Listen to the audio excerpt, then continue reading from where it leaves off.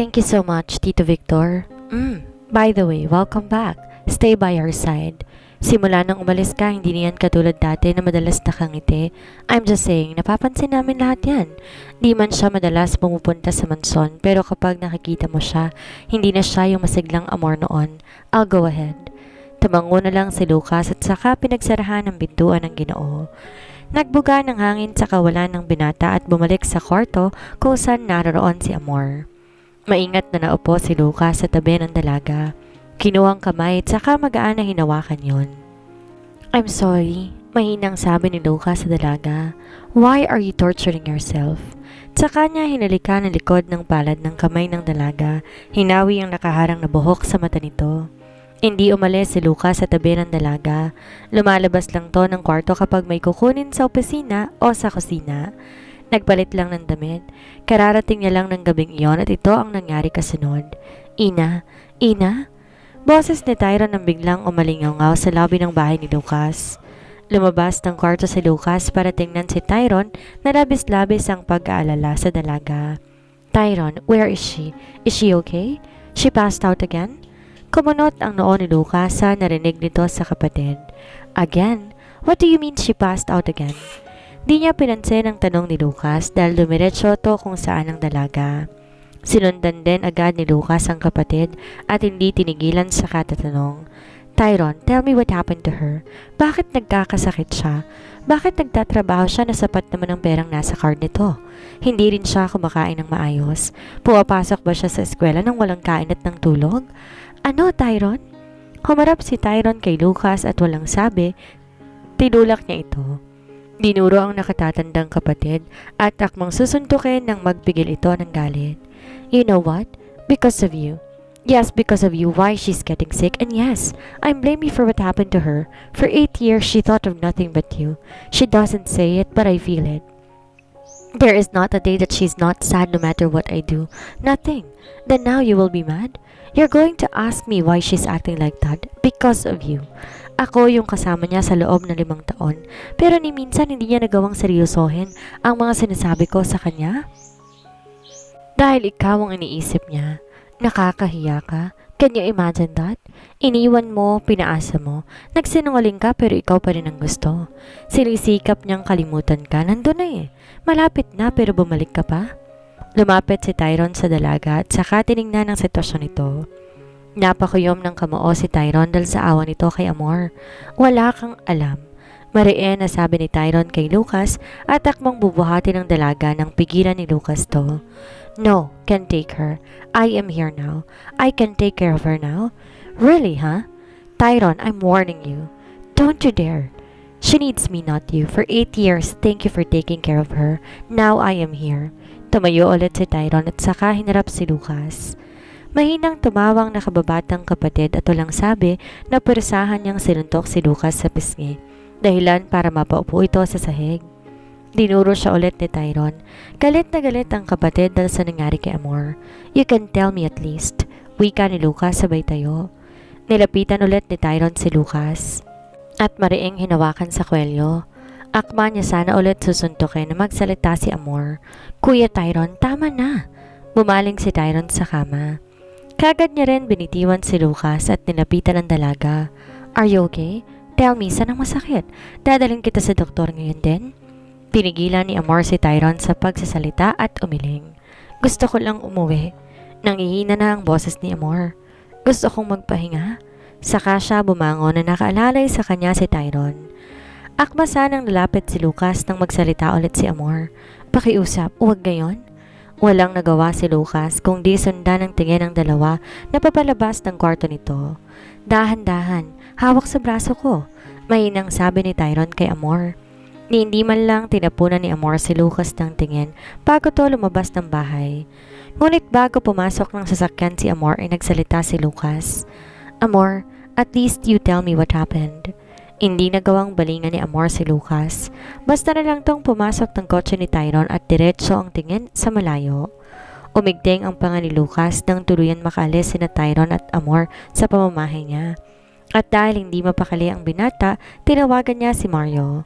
Mario, can you do me a favor? Ano nangyari kay Amor sa loob ng 8 taon? Gusto kong malaman. Yun lang at saka pinutol ang linya ng telepono.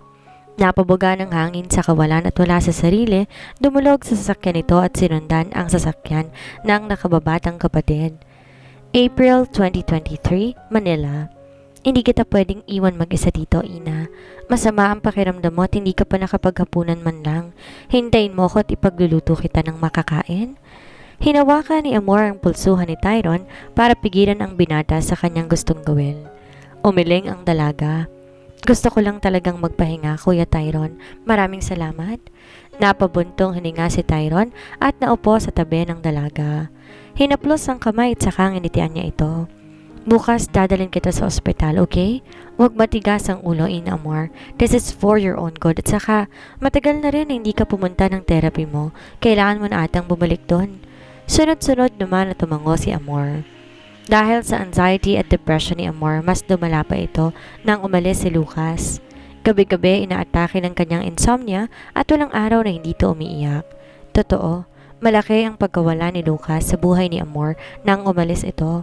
Ngunit, dahil sa sinusubukan naman ng dalaga na kayanin ay unti-unti ring nawawala. Magaman isang araw, gabi at maulan, pauwi si Amor galing na eskwelahan ng bigla nagpakita ang nanay Elena nito sa hindi alam na kadahilanan. September 2016, Manila. Nag-aabang na masasakyan taxi si Amor sa labas ng kanilang academy. Malakas ang ulan kaya hindi kaagad nakakakuha ng taxi ito. Ayaw din magpasundo kay Mario dahil traffic at tumataas na ang tubig sa areang yon. 10 minutong nakakalipas nang may humintong taxi sa harapan nito, ngunit may sakay na babae. Pagkababa ng bintana sa backseat, napatras ng kaunti si Amor dahil sa nakita nito kung sinong nasa loob. Matalim ang mga titig sa kanya na parang punyal na sumaksak sa kanyang dibdib. Nay Elena? Nauutal na wika ni Amor. May takot at kabang nararamdaman sa dibdib. Sakay, mariing sabi ng ginang sa kanya. Di naman nagdalawang isip si Amor na pumasok kahit natakot ito. Hindi umalis ang taxi. Nananatiling nakapark yon sa gilid ng eskwelahan. Ang sarap ng buhay mo ngayon ah. Buhay senyorita ka na pala ngayon. Nakakakain ka na rin ng masasarap na pagkain kung ganon. Nay, ano po ang kailangan ninyo? Pahingi ng pera. Total, mayaman naman ang kumukup sa'yo at nasa mamahaling paaralan ka pa. Pera, dali. Kailangan kong bayaran ng pinagkakautangan ng tiyo ador mo. Ako ang hinahabol ng mga lintik na iyon? Natatakot na sumagot si Amor sa kanyang ina. Ang babaeng umaampon sa kanya at nagbigay na rin ng miserableng buhay. Wala po akong pera dito. Hindi na paghandaan ni Amor ang sumunod na nangyari dahil ilang pulgada lang ang lapit nila sa isa't isa. Walang pag-aalinlangan na sinakal ni Aling Elena ang anak nitong si Amor. Napahawak na mahigpit si Amor sa magkabilaang braso ng kanyang ina upang pigilan to. Ngunit sadyang malakas ang ginang kaya halos mawala ng hangin si Amor nang bitawan niya ang leeg ng dalaga. Napaubo si Amor habang hawak ang leeg niya. Napaluha ang dalaga dahil halos patay na siya ng babaeng itinuring nitong ina. Napayoko si Amor. Maya-maya hinila ng ina nito ang buhok para umangat. Nay, wag po. Naalala mo mga sinabi ko sa iyo noon? Papatayin kita kapag nag-cross ulit ang landas natin. Pero hindi nangyari yon dahil ako na ang kusang lumapit sa iyo ngayon para patayin ka. Ngayon na wala kang kasama, Amor, sinasabi ko sa iyo, kayang-kaya kitang patayin dito mismo. Nay, tama na po. Magkano po bang kailangan ninyo? Binitawan ng ina nito ang buhok ng dalaga. Napangisi ang ginang nang marinig ang sinabi ni Amor. Siguro naman may 1,000 ka dyan. Pambili ko lang ng alak. Aba, malaki ang utang na loob mo sa akin, Amor. Ako nagpalaki sa'yo. Pinakain at pinatira kita sa sarili kong bahay. Ang daming sinabi ng ginang kay Amor, ngunit lahat ng iyon di na pinansin ni Amor dahil tumukot ito ng pera sa kanyang wallet. Ngunit bagaman sadyang napakasama ng ugali ng ina nitong si Elena. Kinuha ang bag ng dalaga at nilabas lahat ng nasa loob nito. Nay, wag po. Akin na yan. Abat ang dami mo naman palang pera. Ano to? Black card? Ang swerte ko nga naman. Na hindi po sa akin yan. Tumahimik ka. Walang ano-ano, nakatikim ng malakas sa sampal si Amor kay dahilan para lumuluha si Amor. Hindi po sa akin yan eh. Pinatago lang po yan. Alam mo ikaw, Akin na lang to. Bayad to sa mga pahirap na binigay mo sa akin noon at sa pagkawala ni Ador. Wag na wag kang magsusumbong sa abogadong yon. Kung ayaw mong sirain kong buhay mo, wala kang karapatan na maging masaya, Amor. Wala. Isa-isang kinuha ni Amor ang mga gamit nito na kumalat sa sahig ng taxi habang umiiyak. Kasabot din ng ina nito ang tsoper ng taxi kaya walang mapagkunan ng tulong ang babae. Mabuti na lang nasa bulsa niya ang telepono nito at di nakuha ng ina niya. Black card, kasya 3,000 ang nakuha kay Amor. Bago pa siya pinalabas ng sasakyan, pinagbantayan ulit siya ng kanyang ina sa babalikan siya nito kapag nalaman ng ina na nagsumbong siya. Ngunit walang sekretong hindi malalaman sa pamilyang Montenegro. Basang sisiyo si Amor nang maabutan ni Mario ang dalaga sa waiting bench ng eskwelahan. Takot na takot si Mario nang makita ang ganong sitwasyon ng dalaga. Mabuti na lang at sinundo kita. Hindi pwedeng hindi kita susunduin. Ako malalagot kay Sir Lucas. Teka, ano pang nangyari sa'yo't basang-basa ka? Di nakapagsalita si Amor bagkos, tahimik lang siya na nasa likuran. Kumunot ang noon ni Mario na mapansin na nanginginig si Amor at parang takot na takot. Nagulat na lang ang lalaki nang biglang kumagulhol ang dalaga. Di man nagsalita si Amor tungkol sa nangyaring pagkikita nila ng kanyang ina, nalaman pa rin ito. Si Mario mismo nag-imbestiga ng gabing iyon. Hindi niya sinabi kay Lucas. Direkta naman ni Mario kay Tyron at sa pamilya Montenegro. Ang sumunod na nangyari, pinasarado ang black card account at pinahanap ang salbaheng ina ni Amor. Ang sumunod na nangyari, hindi na nagpakita ulit ang ina nito sa dalaga, ngunit nag-iwa naman ng trauma kay Amor. Walang gabing hindi umiyak ang dalaga at walang gabi na hindi siya natatakot. Sa tuwing umuulan ng malakas, nagkakaroon siya ng takot at bumabalik ang nakaraan nito sa kanyang panaginip. Hindi naging madali pero pinagporsigihan ng pamilya na makaahon si Amor sa kanyang bangungot. Hindi pinaalam kay Lucas dahil ayaw din ng pamilya na mag-alala ang binata sa dalaga. April 2023, Manila. You know the whole incident and you know what happened but you never said anything to me about it. I'm asking you about Amor. I thought she was alright there but she's not. You hid that accident from me and if I hadn't inquired or asked you, you wouldn't have told me, Mario. Shit! Sorry, Sir Lucas. Habilin kasi ng mga magulang mo na huwag na lang ipaalam sa'yo dahil alam nilang mag-aalala ka at bigla kang uuwi na hindi pa natatapos ang kasong hinahawakan mo ron. At hindi rin alam ni Amor na hindi ko alam ang mga ito. Tama? Sunod-sunod na tumango si Mario na nakatungo, ramdam ang takot. Napabuga ng hangin sa kawalan si Lucas, sunod-sunod ang paglagok ng alak. Hindi natuloy ang pagsunod ni Lucas kina Tyron nang tumawag si Mario. Umiba ng direksyon ng binata at napunta sa isang bar at doon sila nag-usap ni Mario. Sinusubukan ni Lucas na tawagan si Tyron ngunit hindi niya to sinasagot. Ito ang address ng apartment ni Miss Amor, Sir Lucas, at ito naman ang address ng bahay ng kanyang ina. Napapikit ng mga mata si Lucas at bumuga ng hangin sa kawalan. Nagmamadaling umalis sa lugar na iyon at pinaharurot ang sasakyan pauwi sa kanyang pamamahay. Hindi pwedeng walang gagawing aksyon si Lucas sa mga nalaman nito. Galit na galit tong tinungo ang kanyang kwarto at nagpalit ng damit. Pagkatapos umalis din siya ng pamamahay niya at nagmaneho ulit paalis patungong lugar kung saan nakatira ang ina ni Amor.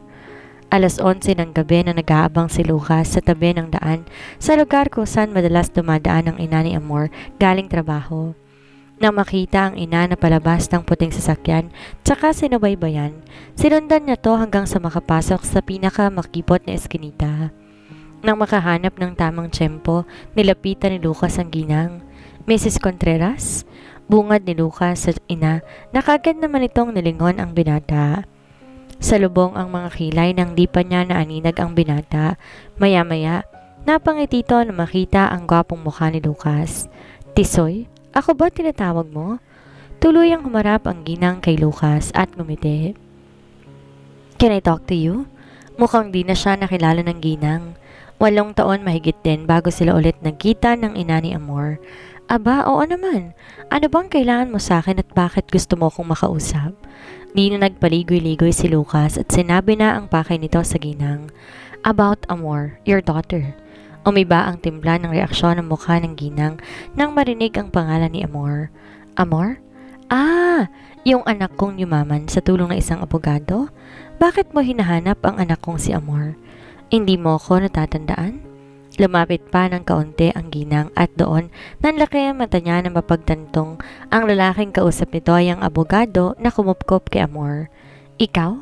Oo, tama, ikaw. Anong kailangan mo at gusto mo akong makausap? Ibabalik mo ba ang anak ko? Nagsawa ka na ba sa pag-aalaga sa kanya? O baka may pinabigay siya sa'yo na perang... Dahil hindi na nakapagpigil ng galit si Lucas, nilapitan niyang ginang at walang sabing sinakal niya ito. Sa sandali, natatandaan mo ba kung anong huling ginawa mo sa kanya? Katulad din ng ganito, hindi ba? Ngayon tatanungin kita, anong pakiramdam na sinasakal ng biglaan? Nakakamatay, hindi ba? Naalala mo yung huli kong sinabi sa'yo? Sasampihan kita ng kaso kapag ginlang mo si Amor. Pero matagal na panahon na yon, 9 na taon na, hindi na kita kakasuhan. Inis ni Lucas ang kamay nito sa leeg ng ginang. Napaubo ang babae at habol ang hiningang nakayukod sa harapan ni Lucas. Anong kailangan mo sa akin? Wala akong kasalanan sa'yo. Ipaparamdam ko sa'yo at ipaparanas ko sa'yo ang ginawa mo kay Amor ng gabing yon. I warned you before but you did not listen. Ngayon, tikman mo ang karmang kakaharapin mo. Nabalitaan na lang kinabukasan na inaresto ang nanay ni Amor sa kanyang sex work illegal under Article 202 at Revised Penal Code. Nakulong at ang pangakong ipararanas at ipaparamdam ni Lucas sa ginang ang mga ginawa nito noon kay Amor ay hindi nabigo. Pera ang nagpapagalaw sa mga taong nasa loob ng selda kaya hindi mahirap yon para kay Lucas. Katulad ng mga sinabi niya noon, kaya niyang magwaldas ng ₱1,000,000 para kay Amor at sa kaligtasan ng dalaga sa kahit anong pamamaraan man ito. Kalahating oras nang nakatambay si Lucas sa labas ng apartment building na tinitirhan ni Amor dahil hindi niya alam kung saan siya magsisimula. Hapon na at nag-aagaw ang liwanag at dilim. Maraming mga estudyante ng university ang palakad-lakad sa labas dahil sa ground floor ng apartment ng isang sentrum. Maya-maya, may kumatok sa bintana nito, gwardya sa lugar na yon. Binaba ni Lucas ang bintana ng sasakyan nito, hinayaan na magsalita ang lalaking matanda. Magandang dapit hapon po, sir. Pansin ko po, kanina ka pang nakaparke dito. May sadya po ba kayo o sinong sadya mo dito sa lugar na to? Magandang hapon din po, sir. Sumenyas ang matandang lalaki nang lumabas si Lucas sa loob ng kotse. Hindi man lang nag-alinlangan ng binata at sumunod sa matanda kung saan ito nagpapahinga. Pasensya na po sa abala, wika ni Lucas. Nakayupo na rin sa kahoy na bangko. Kanina pa kita napupunta. Hindi lang kita pinapansin dahil naka-duty pa ako. Ano po bang pakay mo dito at matagal kang nakatambay dyan? Hindi alam ni Lucas ang sasabihin. Panay ang pagbuntong hininga nito. Maya-maya ay nabutan siya ng matanda ng baso na may kape. Magkape ka muna. Hindi ka naman siguro mapili, ano? Tsaka mukhang yayamanin ka. Tagasan ka pala, sir. Maraming salamat ho. Lucas Montenegro, and I am a lawyer po, sir. Napangiti ang matanda sa kanya. Tumabi ito at napabuga din ng hangin sa kawalan ang matanda. Abogado ka. May ayusin kang kaso kaya ka nandito, no? Ho? Natawa ang matanda. Ang ibig kong sabihin, babae, kanina ka pa nakabang dyan at panay ang silip mo kung sinong lalabas sa entrance door ng gusaling yan. Babae ba? Hindi man sinagot ang tanong ay alam ng matanda. Kinabig ng matanda ang balikat ni Lucas at nagsalita ulit. Puntahan mo na bago pa mahuli ang lahat. Kung hindi ka naman takot na marap sa korte para ipaglaban at ipagtanggol ang mga inosenteng tao, magagawa mo ring harapin sino man yung nasa likod ng pangamba mo ngayon. Hindi madali, ngunit bakit di mo subukan? Walang mawawala. Katulad ng ginagawa mo sa korte para ipaglaban at ipagtanggol ang mga inosenteng tao, magagawa mo ring harapin kung sino man yung nasa likod ng pangamba mo ngayon. Hindi madali, ngunit bakit di mo subukan? Walang mawawala. Katulad ng ginawa mo sa korte, huwag kang matakot. Tahimik lang na nakinig si Lucas sa payo ng matandang lalaki. Maya-maya, tatango-tango ito at saka tumayo. Inabot ang baso ng kape at saka ngumiti. Maraming salamat sa inyong mga payo. May kinuha si Lucas sa kanyang wallet at inabot iyon sa matanda. Kung kailangan mo ng tulong, tawagan mo ako dito, sir. Mauna na po ako. Napangiti na lang ang matanda kay Lucas nang tumalikod na ito. Mga kabataan talaga ngayon. Aniya at saka tinignan ng calling card na kulay ginto na hawak nito. Anak ka nga pala nung lalaking tumulong din sa akin matagal ng panahon. Magkahawig kayo, Montenegro. Ibinulsa niya yon. Samantala, nasa lobby na si Lucas at dumulog sa receptionist ng building. Excuse me, miss? Tatanong ko lang sana kung nandyan ba si Miss Contreras. Miss Contreras, Ina Amor po ba, sir? Yes, nandyan ba siya ngayon?